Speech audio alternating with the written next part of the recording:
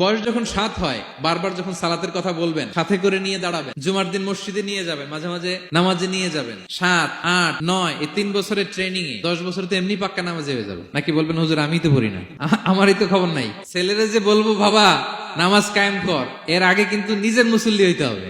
নামাজের ব্যাপারে no consideration, কোনো ছাড় নাই। সালাত আপনাকে পড়তেই হবে যে কোনো পরিস্থিতিতে। এজন্য 7 বছর বয়স থেকে বিশ্বনবী ওয়ার্নিং দিতে বলেছেন। 10 বছর বয়স হলে প্রয়োজনে রূঢ় আচরণ করো, শাসন করো, প্রয়োজনে মৃদু প্রহার করো। অনেক ফ্যামিলি আছে নিজেও নামাজি, ছেলে মেয়েদেরকেও নামাজের কথা বলে পড়ায়। জোহর পড়তে দেয়, আসর পড়তে দেয়, মাগরিব পড়তে দেয়, এশা পড়তে দেয়, ফজর পড়তে দেয় না। ফজর নিয়ে টেনশন নাই। কেন?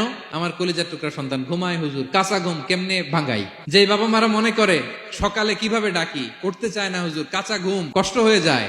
ফজরের সময় যদি আগুন লেগে যায় আপনার ঘরে, কি করবেন? আরেকটু ঘুমা, কাঁচা ঘুম।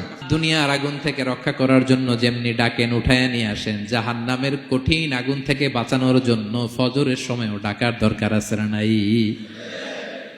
দুনিয়ার আগুনের চেয়ে কমপক্ষে 70 গুণ বেশি তেজওয়ালা। বিষ্ণু বলেন নারুকুম তুকিদুন, যে আগুন দিয়ে কিচেনে রান্না করো, জাহান্নামের আগুন কিন্তু এই আগুন নয়। জাহান্নামের আগুন দুনিয়ার আগুনের চাইতে কমপক্ষে 70 গুণ বেশি তেজওয়ালা। তাহলে ফজরের সময় ডাকবেন তো ছেলে মেয়েকে, হ্যাঁ, নিজেও পড়বেন, ছেলে মেয়েদেরকেও ডাকবেন। আকিমিস সালাহ।